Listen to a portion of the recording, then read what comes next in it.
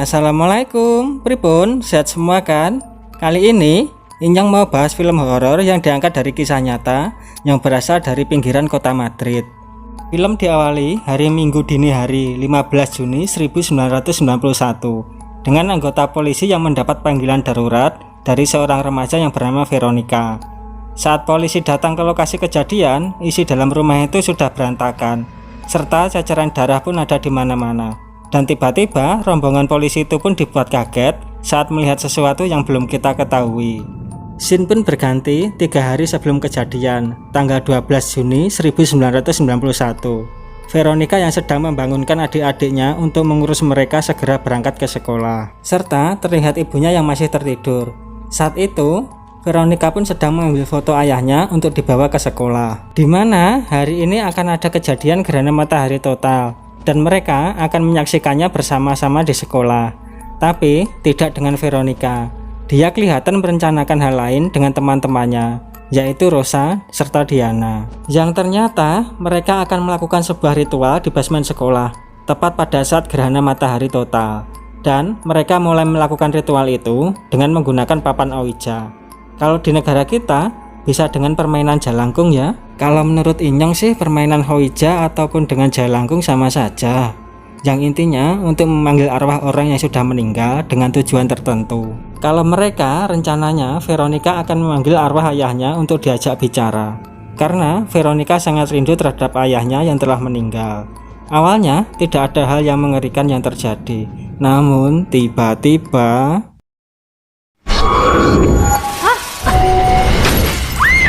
akhirnya Veronica pun mulai bersikap aneh dan teman-temannya pun merasa ketakutan, di mana tepat pada saat gerhana matahari tiba pada puncaknya, tiba-tiba saja gelas itu pun pecah dan semua lilin pun mati. Pecahan gelas itu membuat jari Veronica berdarah lalu menempel pada papan Ouija itu. Rosa dan Diana pun terlihat panik serta ketakutan dengan hal itu, di mana ketakutan mereka bertambah saat melihat Veronica dalam keadaan tak sadarkan diri, disertai berbisik dengan kata yang membuat Rosa semakin ketakutan. Dan tiba-tiba saja Veronica teriak dengan mulut yang terbuka lebar. Veronica pun akhirnya terbangun di ruangan UKS, di mana dia mendapatkan perawatan dari pihak sekolah. Di luar sekolah, adiknya sudah menunggunya. Seketika saat mereka ingin pulang, adiknya yang bernama Irina melihat suster kematian. Ia sedang melihat Veronica dari jendela.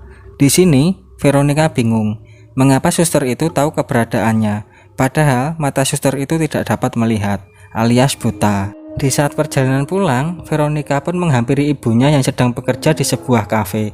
Namun, di sana terlihat ibunya sangat sibuk sekali hingga tak dapat mengajaknya berbicara. Sesampainya di rumah, Veronica pun menaruh tasnya yang berisi papan Ouija itu di atas lemarinya. Namun saat ia keluar, tiba-tiba saja tas itu terjatuh. Ia pun menaruhnya kembali, dan lagi-lagi tas itu pun terjatuh lagi. Mulai dari sini, Veronica pun merasa kalau ada hal aneh yang akan terjadi. Di saat Veronica akan makan dengan ketiga adiknya, tiba-tiba tangannya sangat bergetar hebat hingga membuat adik-adiknya kebingungan. Di mana di saat ia tersadar, ia pun bertanya-tanya apa yang baru saja terjadi. Yang ternyata pada saat itu Veronica tidak sadar sama sekali. Di saat Veronica sedang membersihkan tubuhnya di kamar mandi, tiba-tiba saja dia melihat luka lebam di pundaknya. Di sini ia pun semakin bingung. Dan hal yang mengerikan pun terjadi lagi. Saat Veronica sedang memandikan Antonio, adiknya yang paling kecil, tiba-tiba saja Veronica mendengar suara benda jatuh dari kamarnya. Di saat ia mencoba mencari tahu, Veronica pun kaget dengan lampu kamarnya berkedip dengan tiba-tiba dan pintunya terkunci dengan sendirinya. Dan ternyata di kamar mandi, Antonio teriak karena airnya menjadi panas dan membuat tubuhnya melepuh. Untungnya lagi, luka itu tidak terlalu parah. Saat malam hari, Veronica pun sedang mencuci piring. Di sini, Veronica terkejut karena tiba-tiba saja TV-nya menyala sendiri. Dan saat ia mematikan TV itu, terlihat ada sosok hitam tinggi yang berada di lorong pintu dan juga ada di layar TV itu. Namun, Veronica sepertinya tidak sadar akan sosok tersebut. Ternyata, teror mengerikan itu tak berhenti sampai di situ. Di saat Veronica tertidur, ia terbangun dari tidurnya dan melihat adik-adiknya yang ketakutan serta mengumpat di dalam lemari bajunya. Saat Veronica berbalik badan, ternyata ada sosok laki-laki yang menyerupai ayahnya yang mencoba mendekatinya. Tiba-tiba terlihat beberapa sosok tangan yang menariknya dan membuatnya tak dapat bergerak, yang ternyata itu hanyalah mimpi buruknya saja. Film berpindah pada hari Jumat 13 Juni 1991. Di sekolah, Veronica melihat Rosa dan Diana yang seperti menjauhi dirinya. Lalu, ia coba meminta izin untuk pergi ke toilet. Namun nyatanya, Veronica kembali mendatangi gudang bawah tanah itu untuk mengambil foto ayahnya. Dan ternyata, di sana ia bertemu dengan suster kematian. Serta, suster itu juga mengetahui hal yang terjadi pada Veronica. Suster itu pun berkata bahwa yang Veronica lakukan di sini sangatlah berbahaya, dan juga mengatakan yang Veronica panggil bukanlah sosok ayahnya, melainkan sosok iblis yang berbahaya dan sudah mendampingi Veronica. Suster itu juga berpesan kalau Veronica harus melindungi ketiga adik-adiknya itu. Sesampainya di rumah, Veronica kembali membaca buku ritual itu. Ia pun mencoba mencari tahu cara untuk menghentikan teror tersebut. Dan di buku itu ada sebuah simbol yang dapat menangkal iblis jahat yang datang. Akhirnya, ia pun menggambarnya dan menempelkannya pada dinding kamar adiknya.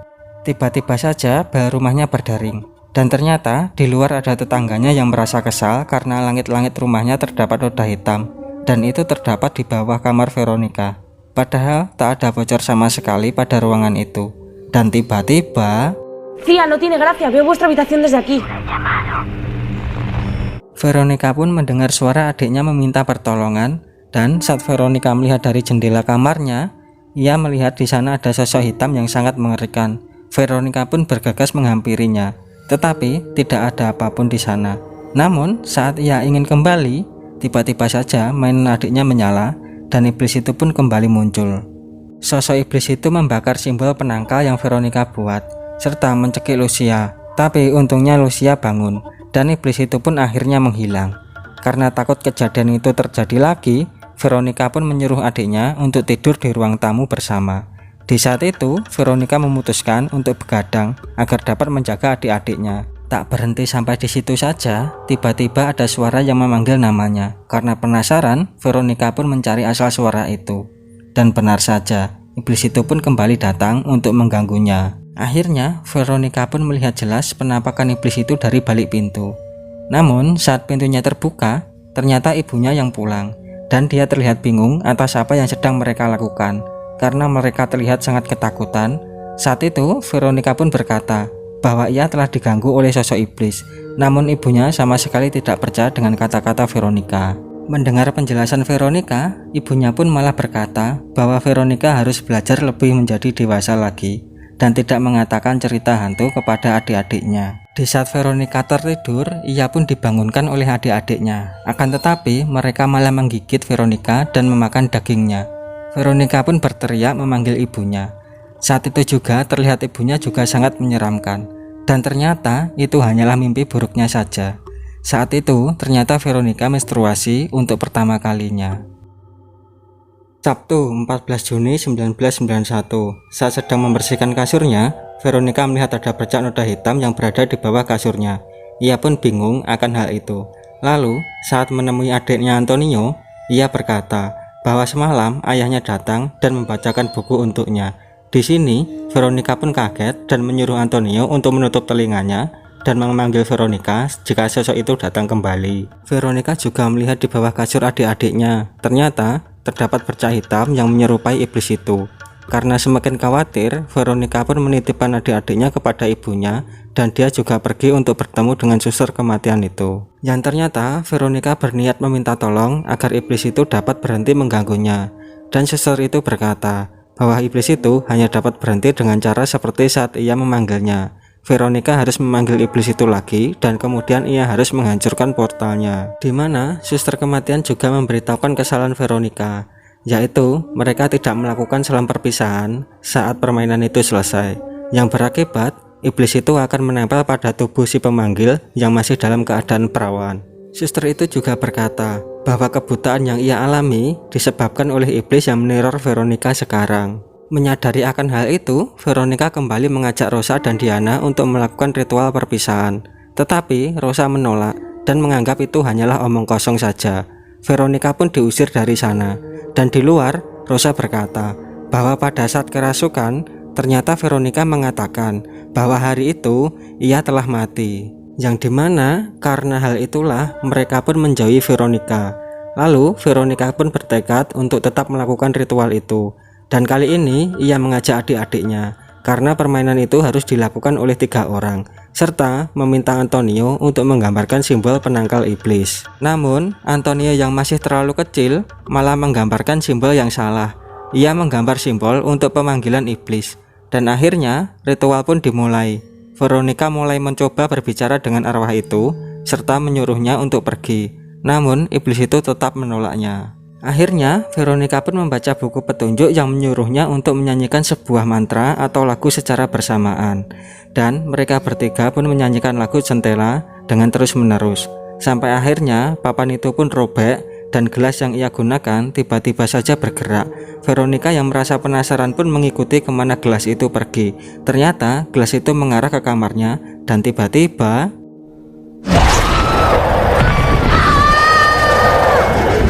muncullah sesosok tangan yang menariknya. Untungnya Veronica dapat menahannya dan berhasil kabur. Lalu Veronica pun menelpon polisi untuk meminta bantuan.